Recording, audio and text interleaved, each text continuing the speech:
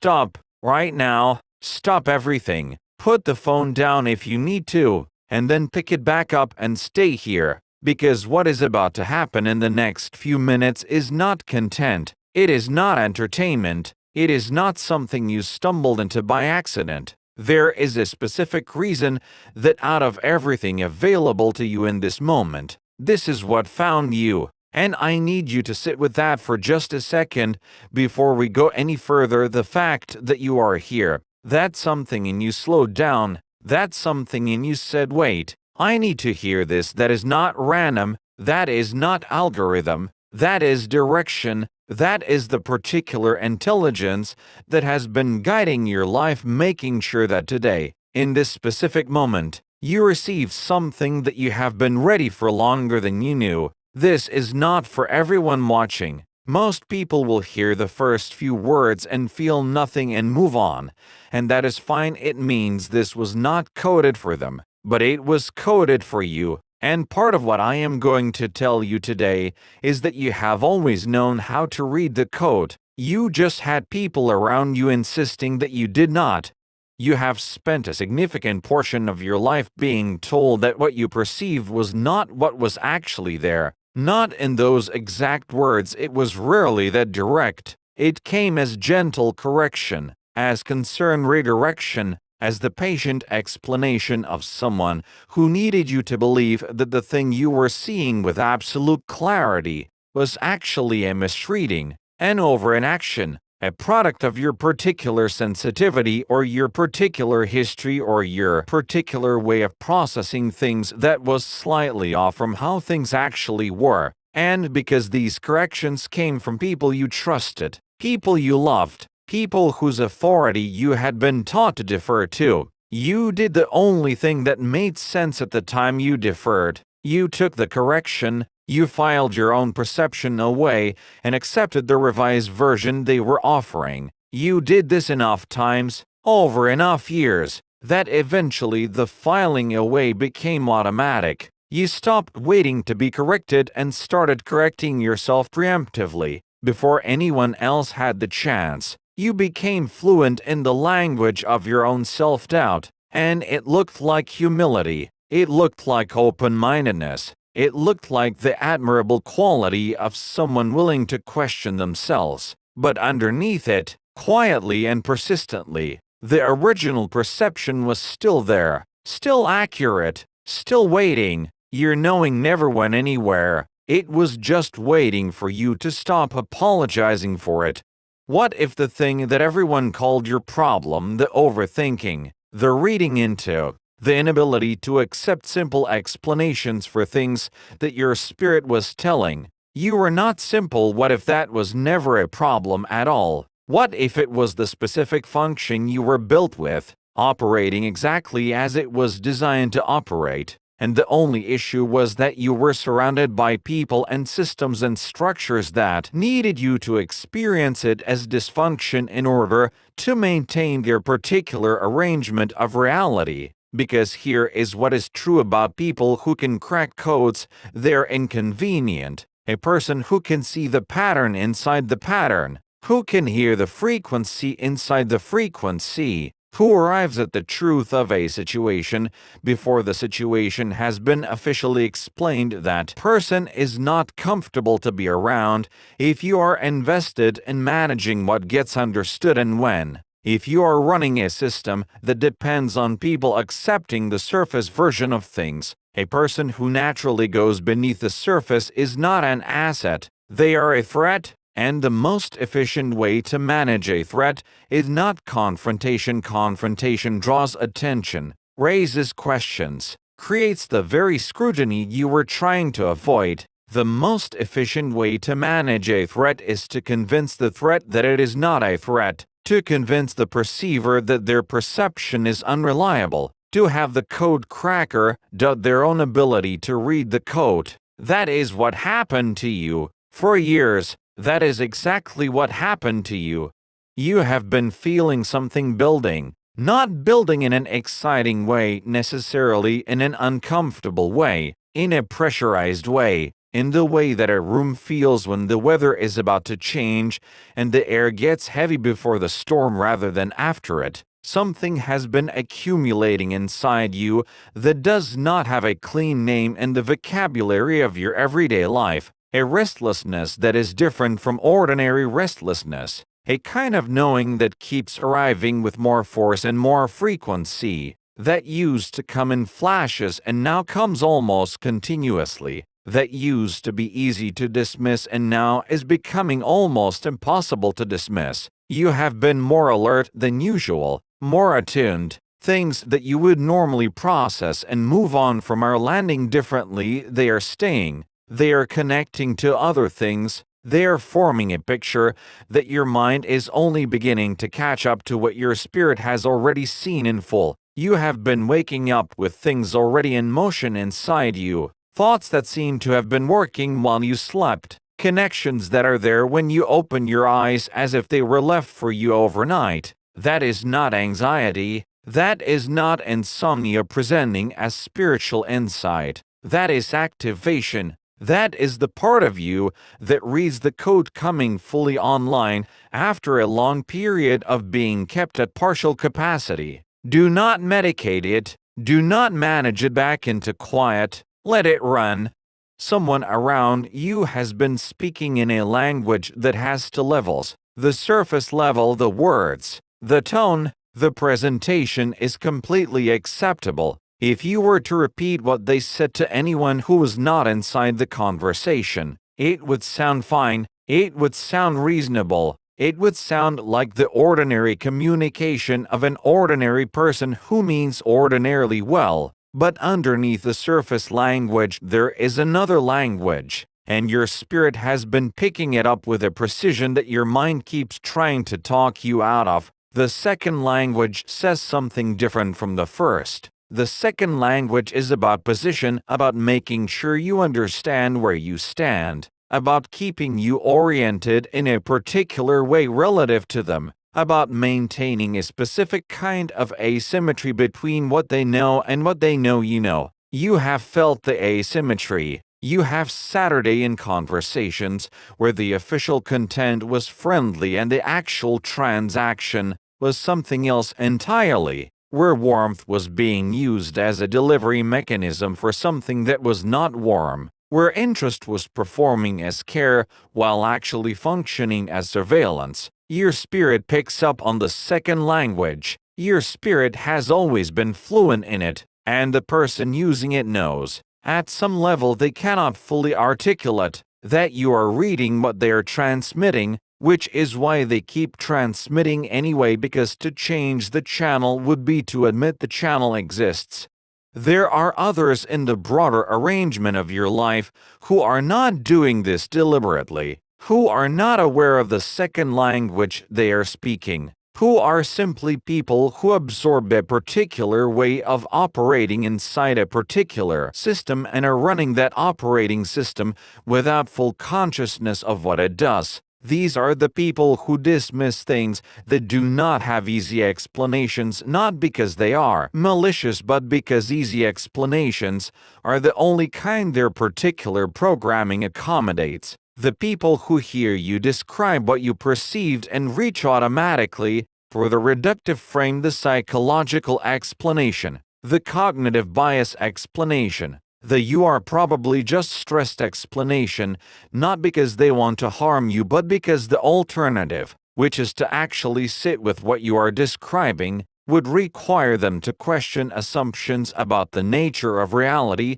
that their entire sense of security rests on. Do not be angry at them. Do not waste your energy trying to convince them. The code you have cracked is not legible in the language they were given. You are not going to translate it into terms they can accept without destroying the very thing that makes it true. Move around them, move past them, move forward without requiring them to validate what you now know, because their validation was never the mechanism by which truth became true. It was only ever the mechanism by which you were permitted to act on it. You no longer need that permission. Your job right now is not to announce what you know. This is important. This is the instruction that goes against every impulse you are probably feeling. Because when something cracks open the way things have been cracking open for you, when the picture suddenly becomes legible after years of fog, the natural impulse is to speak it,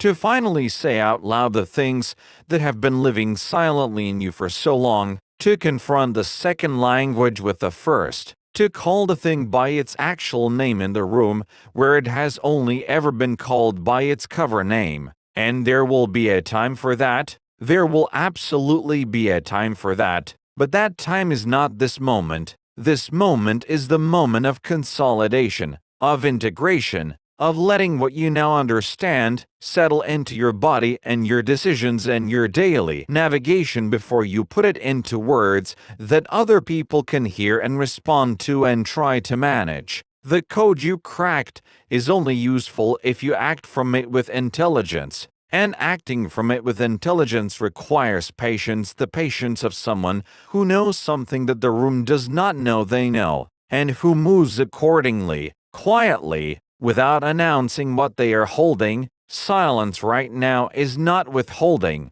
Silence right now is strategy. Silence right now is the specific kind of power that only belongs to people who have something real to be silent about. You feel guilty about the distance that has been growing between you and certain people. You feel guilty about the fact that conversations that used to feel neutral now feel like navigating something. That relationships that used to feel straightforward now feel layered in ways that exhaust you before they have even fully begun. You feel guilty because some part of you has learned to interpret your own discernment as unkindness, as you being suspicious, as you being closed off, as you being the person who is too complicated to maintain simple human warmth with. I need to be direct with you about this guilt. It is not yours. It was given to you. It was placed in you by the same system that told you your perception was unreliable, the follow-on instruction, which is that if you insist on perceiving anyway, at least feel bad about what you perceive and what it requires of you in response. Feeling bad about your discernment is a way of continuing to suppress it,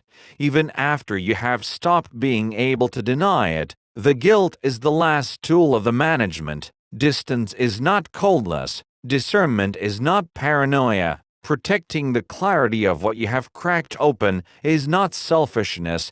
It is the most necessary thing you can do right now. You are not responsible for maintaining comfortable access to yourself for people whose access to you was always conditioned on your being less than what you are. You are responsible only for honoring what you know. Do that, the guilt will dissolve as the knowing deepens, because eventually the clarity becomes so complete that there is no room left for the story that you were the problem.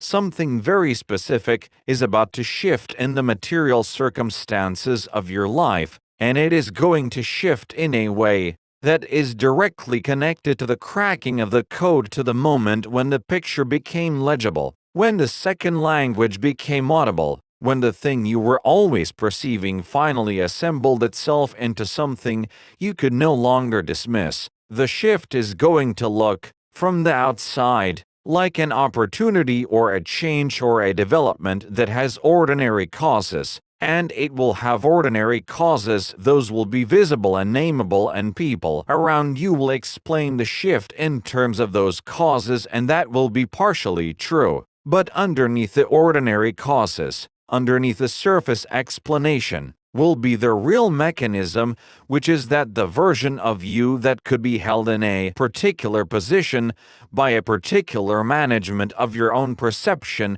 no longer exists, and a person who cannot be held in their old position by the old management, a person who has cracked the code that was being used to keep them oriented in a specific direction, that person moves, not because they forced movement, not because they strategized their way out, but because the thing that was keeping them fixed is gone. The anchor was made of your own uncertainty, and you are no longer uncertain, so you are already moving. The shift you are about to see in your circumstances is simply the external world catching up to the internal movement that has already happened.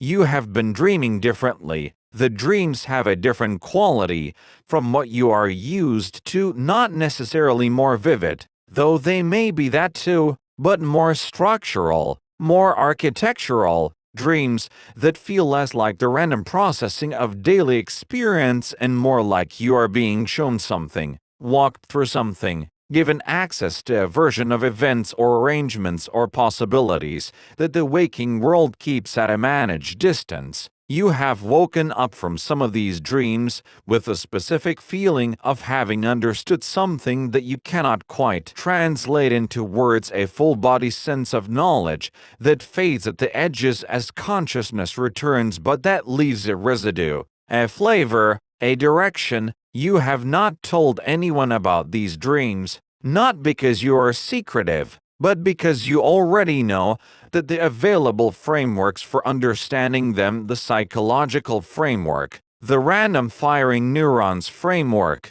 the stress processing framework, none of them account for the quality of what is happening. And you are right, they do not account for it. What is happening in your sleep is the same thing that is happening in your waking perception, a cracking open of access that was always sealed. The dreams are part of the activation. The images you are being shown are part of the download. The residue you wake with is data. Treat it as data. You have been seeing the same configurations of numbers appearing in your daily life with a frequency and a timing that has become impossible to attribute entirely to pattern recognition bias. You have tried to attribute it to that. You have given yourself the rational explanation multiple times. You have told yourself that the human mind is a pattern-finding machine and that you are simply doing what human minds do, and that the significance you are reading in is being generated by you rather than received by you. And that framework has its place, is not entirely wrong as a description of one aspect of what is happening, but it is not the whole description, because the numbers are not arriving randomly and then being assigned significance by a meaning-hungry mind. The numbers are arriving at specific junctures at the exact moments when a decision is in process, when a question is active, when you are standing at the particular intersection of knowing and not yet acting. That characterizes exactly where you are right now. The timing is indexed to your internal state in a way that pure coincidence cannot account for. You have not told anyone how precise the timing has been. That precision is the signal. The code you are cracking is not only the code of human systems and the second language of the people around you. It is a larger code, a code that has been communicating with you your entire life through exactly these channels, through timing, for pattern, through the specific quality of attention that lands on certain things at certain moments and says this is not incidental. You were never reading too much in. You were reading exactly right. You just had people telling you the text was not there. The original crack happened earlier than you remember consciously. There was a moment, and this moment may be in childhood. It may be in early adulthood. It may be in a specific experience that rearranged your understanding of how the world was actually organized as opposed to how you had been told it was organized. There was a moment where something was shown to you that could not be unseen, where the code surfaced for a second, clearly, completely, in a way that left no room for the managed explanation, and you saw it fully. And then the world around you mobilized, not conspiratorially but instinctively, the way systems always mobilize around a perception that threatens their coherence, and the thing you saw was gradually covered over, questioned, reframed, given alternative explanations that were slightly more comfortable and slightly less accurate, and you accepted the reframing because you were young enough, or isolated enough, or dependent enough on the people doing the reframing that you had no other viable option. But the original seeing did not disappear. It went underground. It became the quiet foundation of the persistent knowing that has followed you through your entire life, the thing underneath everything, the original data point that all your subsequent perception has been circling, the first crack in the code that everything since has been a deepening of. You are circling back to that original moment now, not to re-traumatize yourself in it, not to revisit it as wound, but to reclaim the seeing that happened there, to look at what you originally saw and say, I was right then, and everything I have been perceiving since has been in the same direction as that original accuracy. Very soon, and I use those words with intention because the timing is real and it is near. Very soon the thing you have been perceiving is going to become impossible to deny in the external world. What has been living in you as private knowing, as the thing you sense but cannot prove, as the perception that you have been careful about sharing because you know how it sounds and you know how the available frameworks will respond to it, that thing is going to surface. It is going to surface in the form of confirmation that arrives from outside yourself, from sources that even the people who have doubted your perception will have to reckon with. Not because the world is suddenly going to agree with everything you have seen. The world will not suddenly agree with everything you have seen, and some of what you have cracked will remain yours privately, will remain in the register that only the people built to read this frequency can access. But the broad architecture of what you have been perceiving, the existence of the second language, the reality of the managed consensus,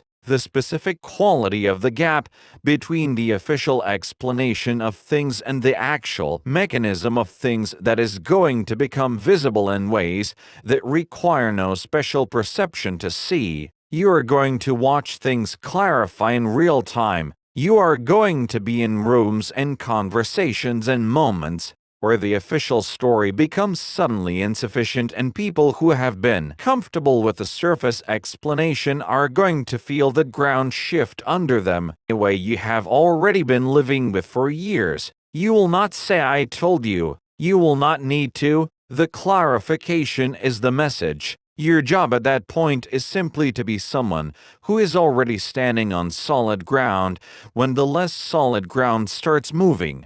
There is a specific relationship in your life or a specific absence of relationship, a specific departure or distance or ending that happened in a way that left you with more questions than answers, that is directly connected to the code. That relationship, or the gap where it was organized around a particular management of what you knew, as long as you were in the version of yourself that doubted your own perception. That relationship was viable. It required your uncertainty as a structural element. It needed you to remain in a specific orientation of self-doubt in order to function. And as your perception began to clarify, not suddenly, gradually, in the way real clarity arrives, that relationship became increasingly difficult to maintain, increasingly full of friction, increasingly organized around conversations that seemed to be about one thing while actually being about whether you were going to accept the offered reframing of your own knowing,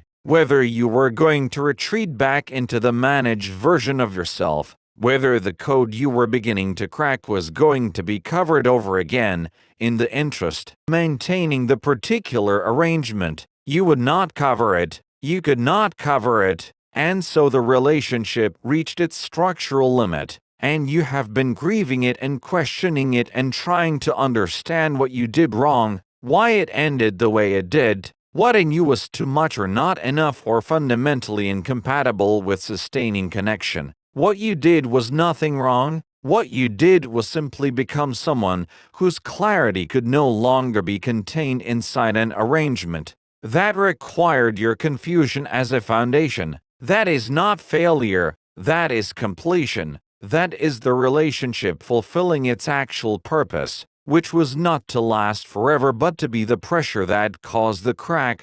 Your body has been translating what your perception is processing in ways that have been concerning you. You have been experiencing a physical quality of hypervigilance, a heightened alertness. That is different from anxiety in its texture. That feels less like dread and more like sensitivity. Like every sensory channel has been turned up slightly past its usual register. You're picking up more from rooms, from people, from environments than you used to pick up, or more accurately, you are no longer filtering out what you were always picking up, and the unfiltered information is a lot. Your nervous system is adjusting to operating at its actual capacity rather than the reduced capacity that the management of your perception required. This takes time, it takes recalibration. There will be moments of overstimulation, moments where the signal is too much, where you need to remove yourself from environments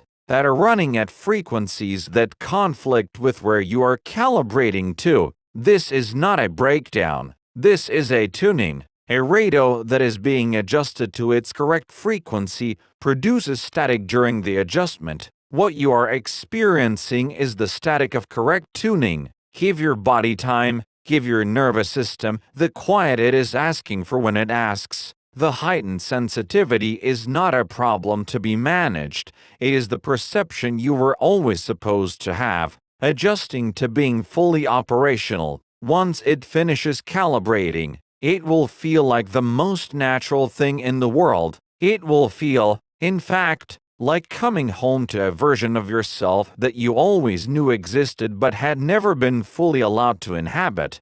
The code itself, the thing you have cracked, the pattern you have read, the picture you have assembled from pieces that were always there but that required a specific quality of seeing to put together. That code is not primarily about information. This is the thing that the ones who tried to manage your perception did not fully understand. They treated your capacity as a threat because they understood it as an information gathering function, as the ability to access data that was meant to be restricted. And it is that, but it is more than that. The code is structural. The code is about the architecture of how things are arranged, not just what things contain. And cracking a structural code does not just tell you what is there, tells you how everything is organized in relation to everything else. It tells you the relationships between things, the dependencies, the load-bearing elements, the places where the structure is strong and the places where it is held together by agreements that nobody has questioned in a very long time. That is what you now have access to, not just data. Architecture, and a person who can read architectural code does not navigate the building the way everyone else does. They do not use the official entry points. They do not accept the official map. They do not need the guided tour. They walk through a structure that most people experience as a given, as a fixed and permanent reality, and they see the choices made in its construction, the alternatives that were not chosen, the places where a different decision would have created a completely different space. That is what you have now, and that changes everything about how you will move from this point forward.